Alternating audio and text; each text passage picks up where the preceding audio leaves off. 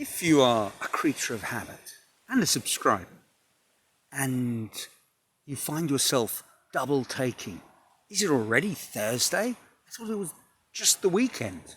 What's a new video from Neil doing in my list of things to view? Well, it's not Thursday, it's not Friday, it's not Saturday. It is, in fact, I'm filming on a Monday. But with good reason.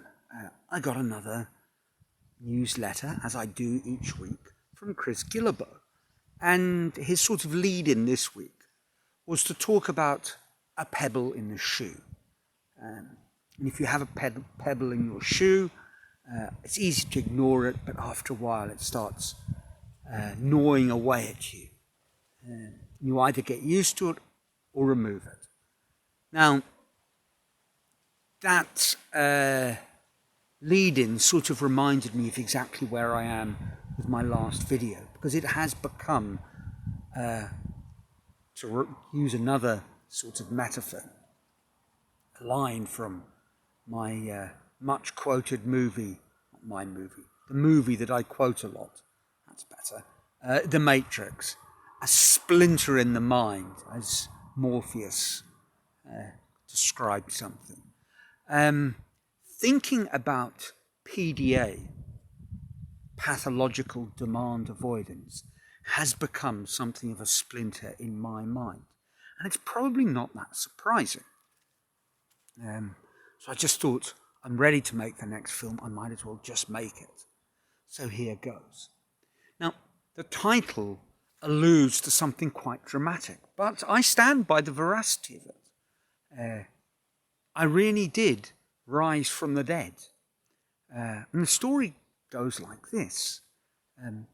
It's actually not as dramatic as it sounds, or it is dramatic, but it's not as improbable as it sounds. And certainly nothing mystical or mythological. But when I was born, I popped out bright purple, no vital signs, with my mother's or our umbilical cord wrapped around my neck. I'd sort of been strangled at birth. Luckily, it had all happened fairly quickly, and although I was, in any clinical sense, effectively dead, I was revivable.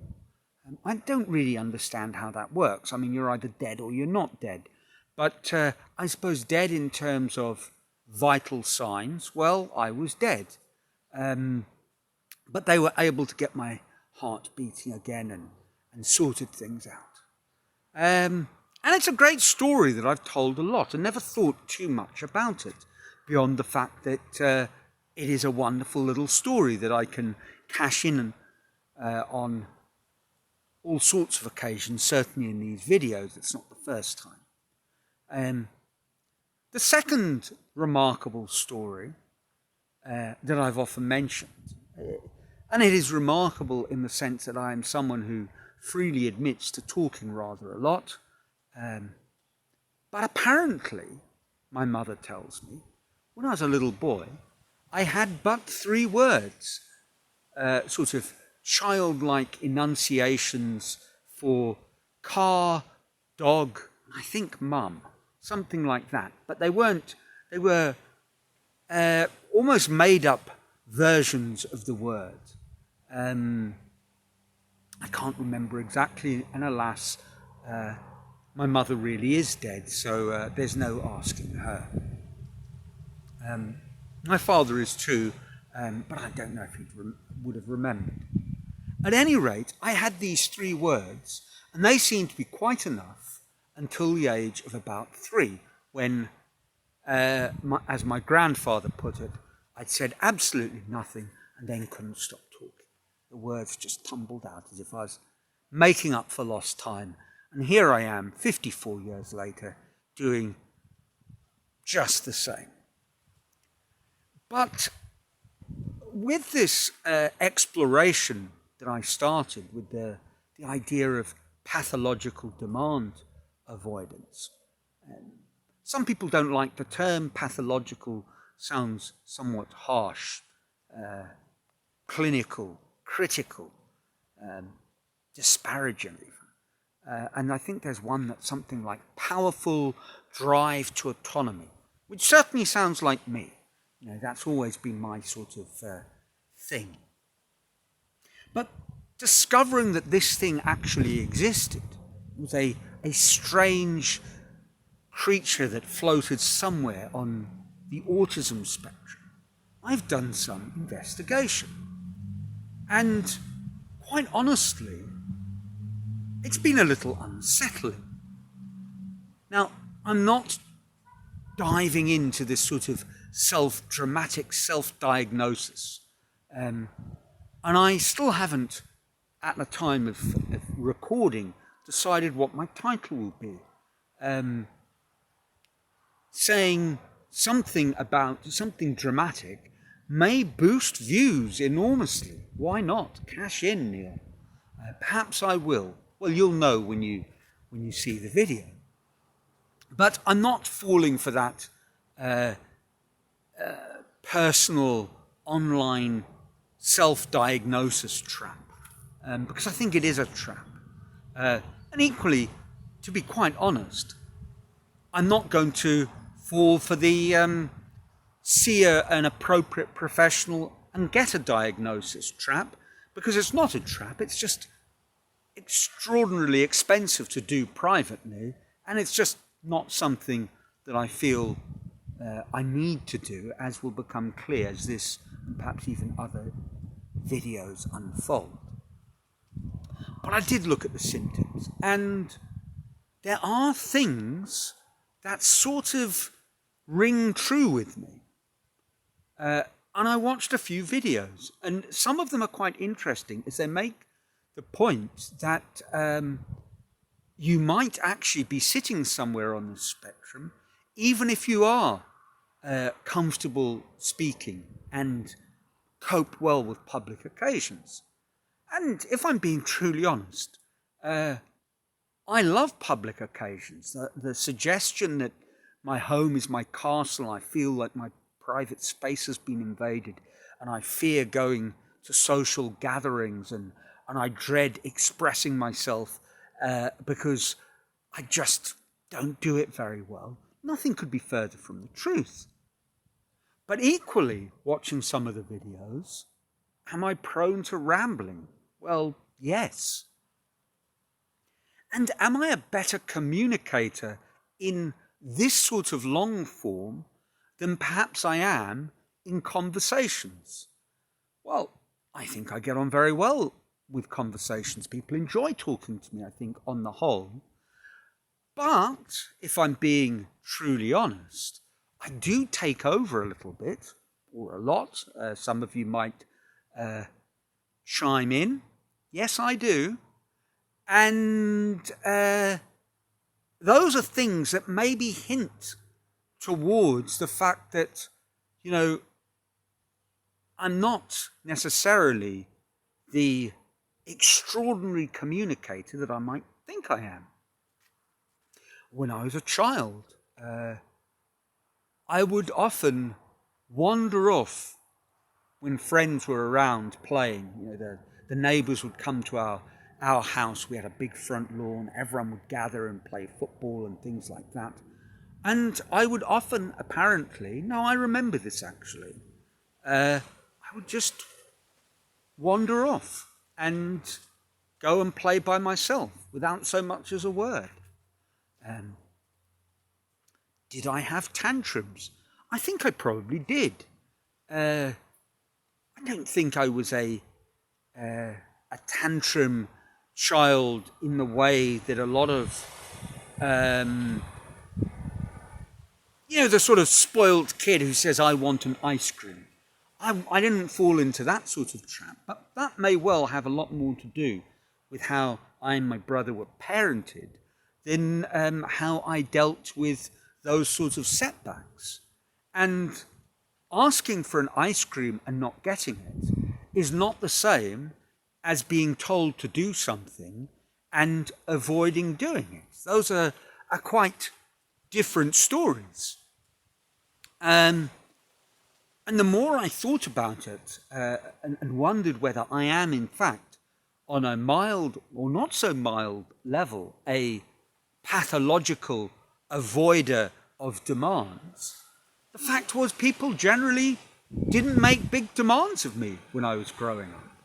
I think our parents were quite laissez-faire and probably quite intelligent in strategies by which they managed my particular behavioural quirks. Now, the fact that I had this incident at my very birth, when I looked at potential causes of autism, there I've said it,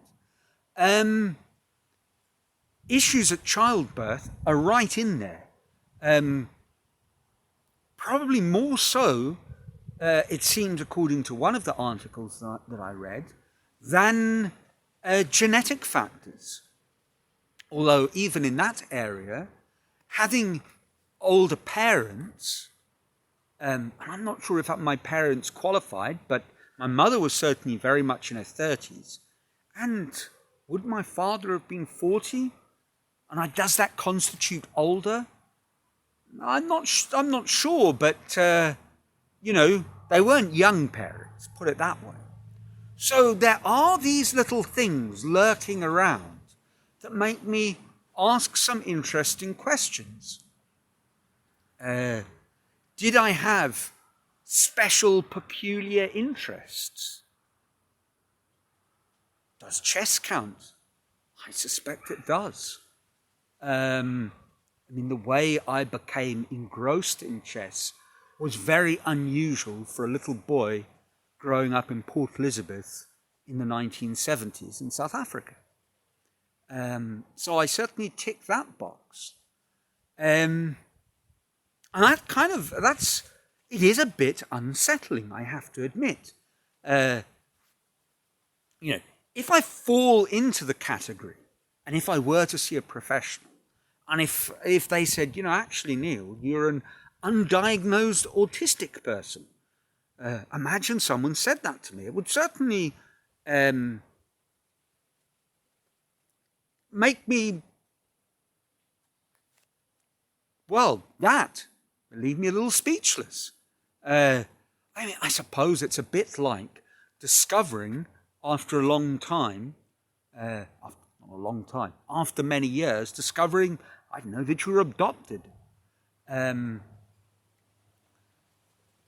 I think these things are unsettling because they strike at the very core of your identity. If I were to discover that, if I were to go and see a professional, have a brain scan, discover that parts of my amygdala and other specific areas of the brain had been damaged in that traumatic instant of my violent birth. If I were to discover that, I certainly wouldn't feel any shame. Why would you?